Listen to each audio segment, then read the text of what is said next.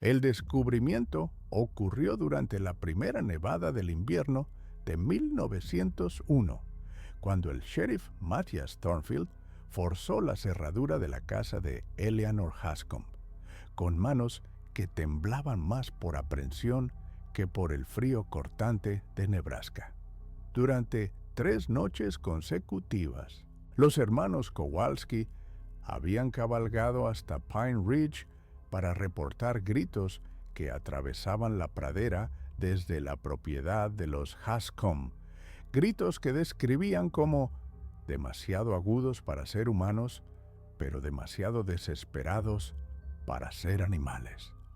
Cuando Thornfield cruzó el umbral de aquella casa de madera desgastada por el viento, el silencio que lo recibió resultó más inquietante que cualquier grito nocturno.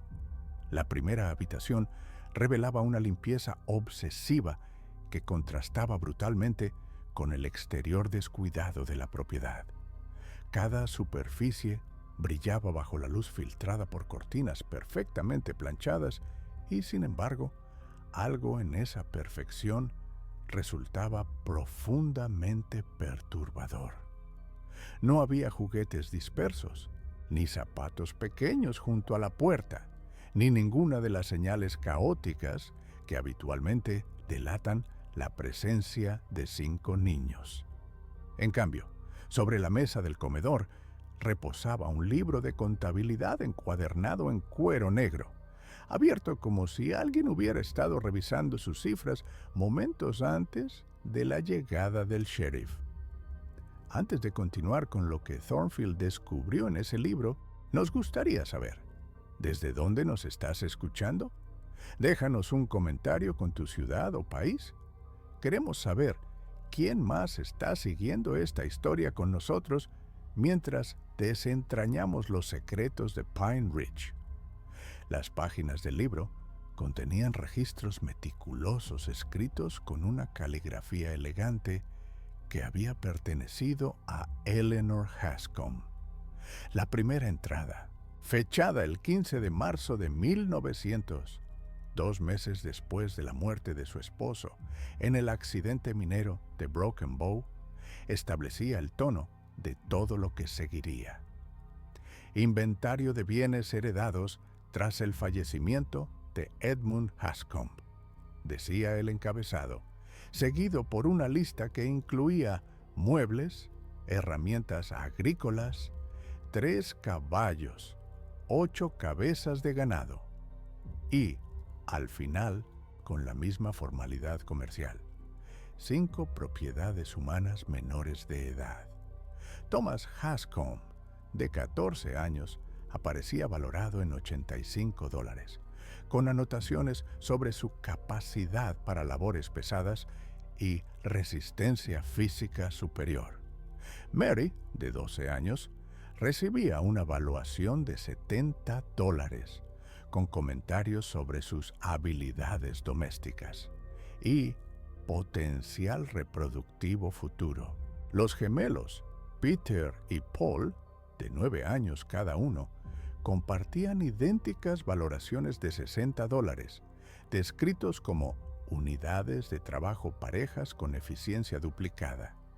La pequeña Sarah, de apenas 6 años, aparecía al final de la lista con $45, calificada como inversión a largo plazo con depreciación inicial alta.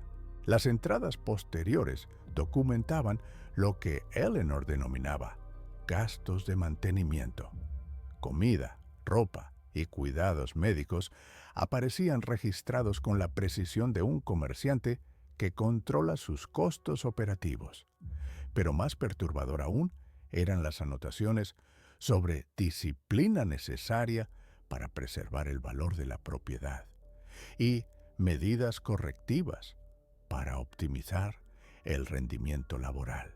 Una entrada del 20 de julio describía la instalación de sistemas de contención en el granero trasero para prevenir pérdidas por escape. Thornfield había conocido a Eleanor Hascomb durante los años en que estuvo casada con Edmund. La recordaba como una mujer de modales refinados que había llegado a Nebraska desde Boston con una educación superior a la mayoría de las mujeres de la frontera. Había trabajado como maestra antes de casarse, y su casa siempre había sido un ejemplo de orden y prosperidad en comparación con las cabañas más rudimentarias de otros colonos.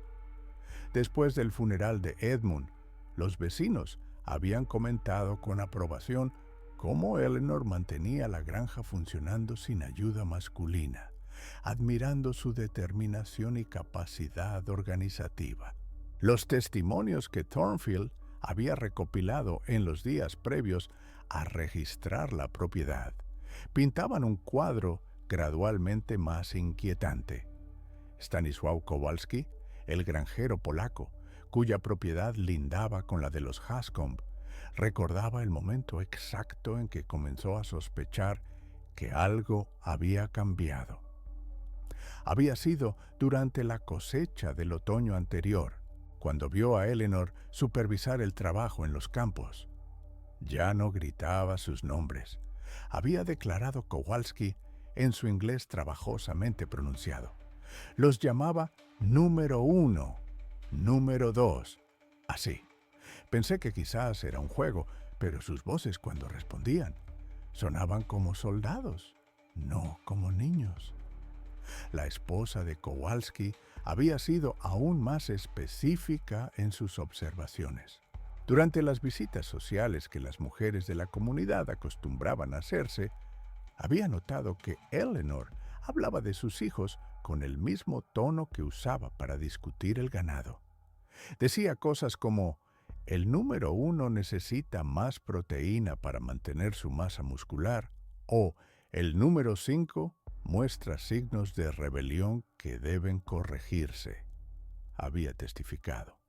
Cuando le pregunté por sus nombres, me miró como si hubiera dicho algo completamente irracional. El reverendo Samuel Morrison había proporcionado algunos de los testimonios más perturbadores durante sus declaraciones en la oficina del sheriff. Como pastor de la iglesia metodista de Pine Ridge, había mantenido contacto pastoral regular con la viuda Hanscom después de la muerte de su esposo. Las conversaciones habían comenzado de manera convencional, con Eleanor buscando consuelo espiritual y orientación sobre cómo criar sola a 5 niños. Pero gradualmente, las consultas habían tomado un cariz extraño. Comenzó a preguntarme sobre la moralidad de optimizar recursos humanos heredados. Había relatado Morrison, un hombre habitualmente comedido, cuya voz temblaba al recordar esas conversaciones. Quería saber si las escrituras ofrecían orientación sobre el manejo eficiente de propiedades que requieren alimentación y cuidado constantes. Cuando intenté redirigir la conversación hacia el amor maternal y los deberes cristianos hacia los hijos, me interrumpía para preguntar sobre el retorno de inversión en el desarrollo de recursos humanos jóvenes. Morrison había documentado meticulosamente estas conversaciones en su diario pastoral, un recurso que Thornfield había consultado durante su investigación. Las anotaciones revelaban una progresión gradual, pero inequívoca, hacia lo que el reverendo describía como una perversión completa del instinto maternal. Eleanor había comenzado a solicitar consejos sobre técnicas disciplinarias que maximizaran la obediencia mientras minimizaran el daño a la propiedad. Había preguntado si existían precedentes bíblicos para la venta o transferencia de bienes humanos menores cuando su mantenimiento excedía su utilidad. El granero trasero de la propiedad Hanscom había sido modificado de maneras que confirmaban las sospechas más siniestras de Thornfield. Lo que una vez había servido para almacenar heno y herramientas, ahora mostraba instalaciones que el sheriff describiría más tarde en su informe oficial como sistemas de contención diseñados para seres humanos. Cadenas soldadas a vigas de madera creaban 5 estaciones separadas, cada una equipada con un colchón de paja y un recipiente de agua. Las paredes mostraban marcas de arañazos a la altura que corresponderían a manos desesperadas de diferentes edades. Pero fueron los detalles adicionales los que más perturbaron a Thornfield durante su inspección. Junto a cada estación había un cartel numerado del 1 al 5, con registros detallados del rendimiento diario de cada unidad. Los carteles documentaban horas de trabajo, cantidad de alimento consumido y lo que Eleanor denominaba indicadores de moral y obediencia. Un sistema de puntuación complejo determinaba privilegios como tiempo adicional fuera del granero o raciones extra de comida. Las anotaciones en los carteles revelaban una mente que había perdido completamente la capacidad de ver a sus hijos como seres humanos. Thomas, el número 1, recibía constantemente calificaciones altas por su eficiencia en labores de fuerza, pero también anotaciones sobre tendencias protectoras hacia unidades menores que reducen la productividad general. Mary, el número 2, era elogiada por su adaptabilidad y aceptación del sistema, aunque registros recientes mostraban disminución en el rendimiento posiblemente relacionada con crecimiento físico no productivo. Los gemelos Peter y Paul, números 3 y 4, habían sido objeto de lo que Eleanor describía como experimento de eficiencia comparativa. Registros detallados documentaban cómo había separado a los hermanos, asignándoles tareas idénticas bajo condiciones ligeramente diferentes para determinar variables de rendimiento en unidades genéticamente similares. Las anotaciones mostraban una obsesión científica que había convertido el sufrimiento de los niños en datos para análisis. La pequeña Sarah, el número 5, aparecía en los registros como inversión de desarrollo a largo plazo con retornos diferidos. Sus tareas se centraban en entrenamiento básico de obediencia y desarrollo de habilidades fundamentales. Pero las anotaciones más recientes mostraban una preocupación creciente sobre resistencia innata al sistema y necesidad de medidas correctivas más intensivas. Thornfield había servido como sheriff durante 8 años. Había visto muerte violenta en disputas territoriales. Había arrestado a hombres por crímenes brutales contra extraños. Pero nada en su experiencia lo había preparado para enfrentar una maldad tan sistemática, tan fríamente calculada, dirigida por una madre contra sus propios hijos. La racionalidad aparente del sistema de Eleanor, su meticulosa documentación y su genuina convicción de estar actuando como una administradora responsable de valiosos recursos, resultaba más perturbadora que cualquier arranque de violencia pasional. Los vecinos más cercanos habían comenzado a notar cambios en el comportamiento de los niños Hanscombe durante los meses previos al descubrimiento.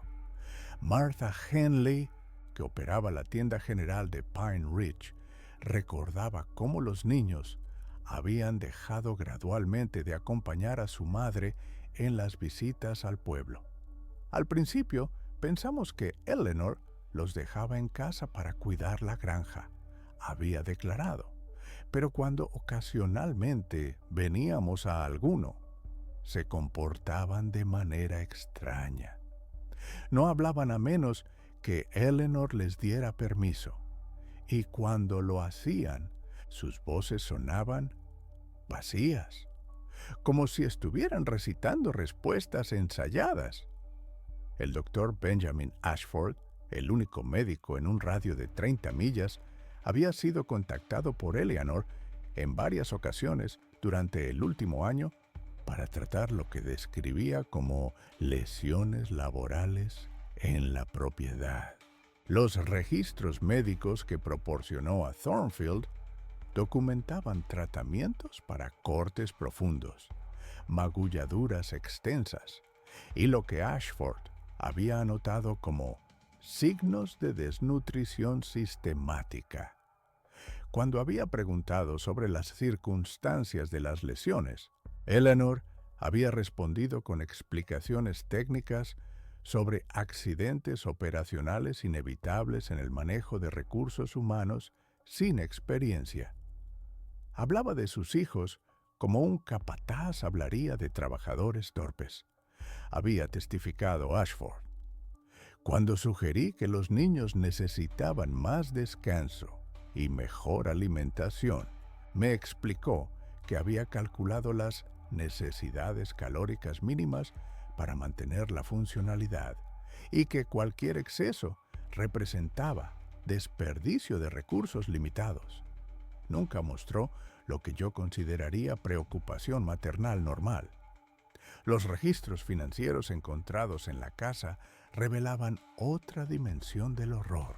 Eleanor había comenzado a explorar activamente la posibilidad de transferir propiedad de recursos humanos a otras familias de la región.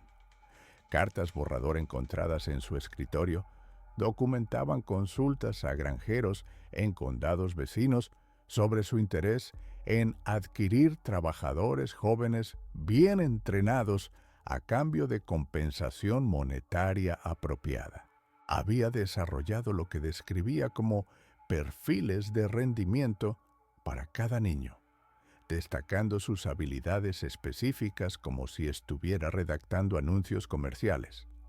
Una de estas cartas, dirigida al próspero ganadero William Cartwright en el condado de Box Butte, ofrecía a Thomas por $120, describiendo su excepcional capacidad para labores agrícolas pesadas y temperamento dócil, resultado de entrenamiento especializado.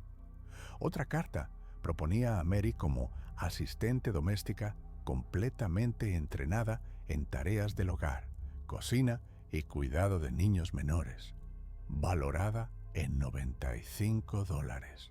Las cartas incluían garantías sobre obediencia completa y ofrecían periodo de prueba de 30 días con devolución completa si el rendimiento no cumple expectativas. Cuando Thornfield finalmente localizó a los 5 niños, los encontró en el granero trasero durante las primeras horas de la mañana, el momento que los registros de Eleanor indicaban como período de descanso autorizado. El estado físico de los menores confirmaba las peores sospechas sugeridas por la documentación. Thomas, que debería haber mostrado el desarrollo robusto típico de un adolescente trabajando en una granja, aparecía demacrado y mostraba cicatrices que sugerían castigos físicos sistemáticos. Mary había desarrollado una postura encorvada y evitaba el contacto visual de manera que indicaba trauma psicológico profundo. Los gemelos Peter y Paul mostraban signos de lo que Thornfield describiría más tarde como deterioro mental debido a tratamiento inhumano prolongado. Respondían a preguntas simples solo después de consultar entre ellos, como si hubieran perdido la capacidad de pensar independientemente. La pequeña Sarah presentaba el estado más alarmante, alternando entre periodos de silencio absoluto y episodios de llanto inconsolable, que su hermano mayor intentaba silenciar con gestos desesperados. La búsqueda de Eleanor Hanscom se extendió durante 6 días, movilizando voluntarios de 3 condados vecinos. Los rastros indicaban que había abandonado la propiedad durante la noche anterior al descubrimiento, llevando solo una maleta pequeña y dejando atrás todos sus registros meticulosos. El caballo y la carreta permanecían en el establo, sugiriendo que había partido a pie o conseguido transporte alternativo. Algunos testigos reportaron haber visto a una mujer correspondiente a su descripción abordando el tren hacia el este en la estación de Alliance, pero la identificación nunca pudo confirmarse definitivamente.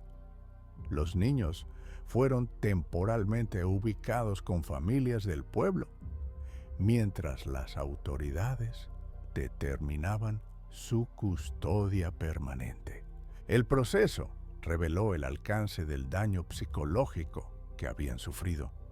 Thomas había asumido la responsabilidad de proteger a sus hermanos menores con una intensidad que preocupaba a los adultos encargados de su cuidado. Mary mostraba episodios de pánico cuando se le pedía realizar tareas domésticas normales, como si esperara castigo por errores menores. Los gemelos habían desarrollado un lenguaje privado que utilizaban para comunicarse entre ellos, aparentemente como mecanismo de supervivencia durante su cautiverio. El caso Hanscomb se convirtió en tema de discusión en todo el territorio de Nebraska, generando debate sobre los límites de la autoridad parental y la responsabilidad de las comunidades para proteger a los niños vulnerables. Los periódicos de Omaha y Lincoln publicaron artículos extensos sobre el caso, aunque muchos detalles específicos fueron censurados para proteger la privacidad de los menores involucrados. El Omaha World Herald publicó un editorial que cuestionaba cómo una comunidad aparentemente unida había permitido que tal situación se desarrollara sin intervención más temprana. El reverendo Morrison enfrentó críticas considerables por no haber reportado sus sospechas más temprano. En su defensa, argumentó que las conversaciones habían sido confidenciales dentro del contexto pastoral y que Eleanor había presentado sus consultas de manera que inicialmente parecían reflejar las dificultades normales de una viuda luchando por mantener una granja familiar. El mal verdadero rara vez se presenta con claridad absoluta, escribió en una carta al Nebraska State Journal. Se disfraza de racionalidad, se envuelve en justificaciones aparentemente lógicas. Cuando finalmente reconocemos su verdadera naturaleza, con frecuencia ya ha causado daño irreparable. Los hermanos Kowalski también enfrentaron cuestionamientos sobre por qué no habían actuado más decisivamente ante las señales de alarma que habían observado. Stanislaw defendió sus acciones explicando que, como inmigrantes relativamente recientes, temían que intervenir en asuntos familiares de vecinos americanos pudiera resultar en problemas legales para ellos. En Polonia, sabíamos cuando algo estaba mal, declaró, pero aquí no entendíamos las leyes, no sabíamos si teníamos derecho a hablar.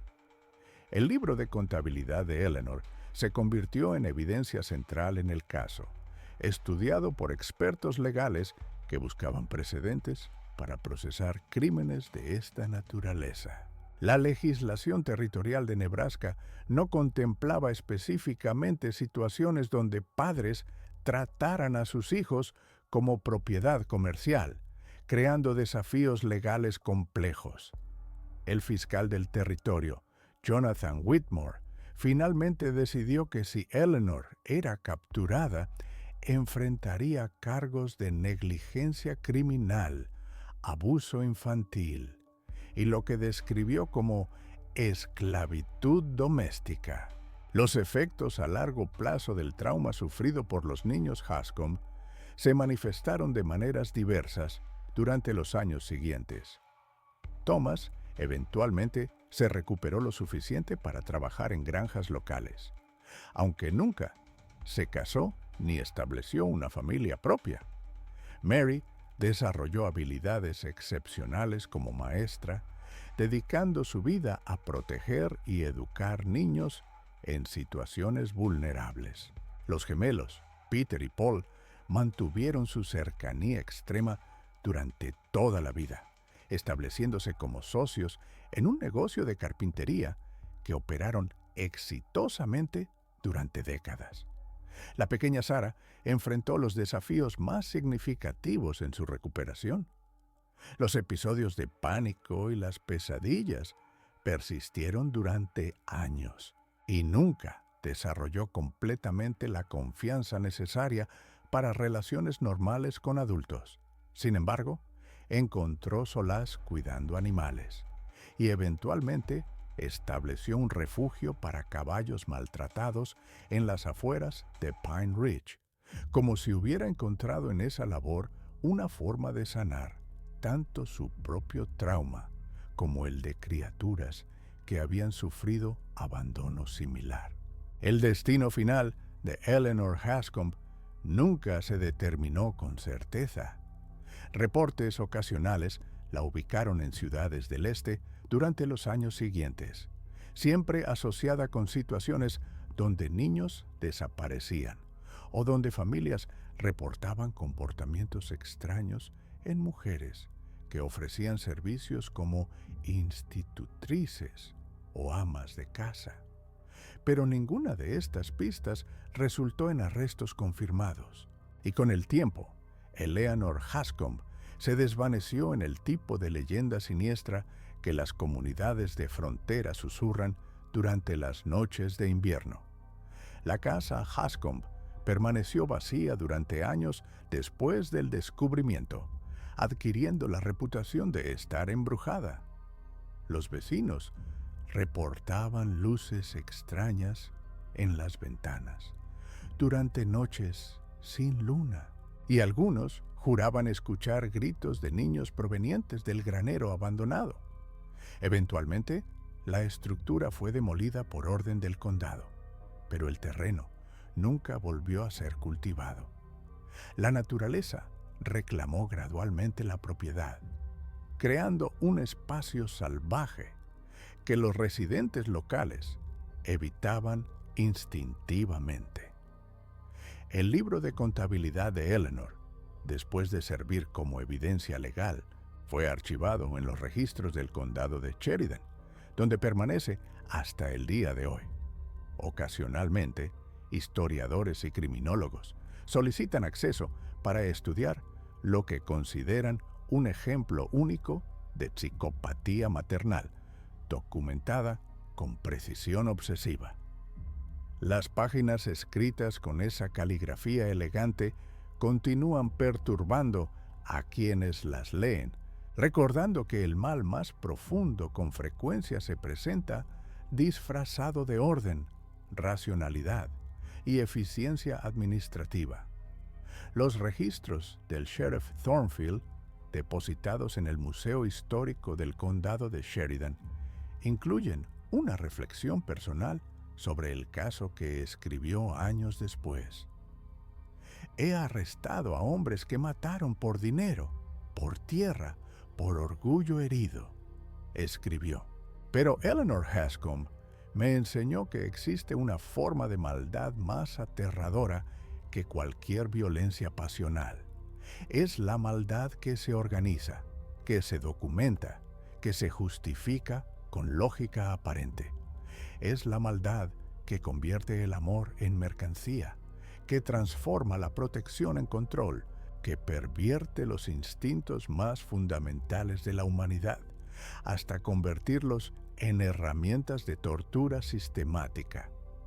La historia de Eleanor Hanscom y sus 5 hijos se convirtió en una advertencia susurrada en Pine Ridge sobre los peligros de juzgar las situaciones familiares solo por las apariencias externas. Las generaciones posteriores aprendieron a reconocer que la crueldad más devastadora con frecuencia se oculta detrás de fachadas de respetabilidad y que los gritos más desesperados por ayuda a veces se silencian por el mismo sistema que debería proteger a los vulnerables. El legado del caso Hanscom perdura no solo en los archivos legales, sino en la memoria colectiva de una comunidad que aprendió que el mal verdadero rara vez anuncia su presencia.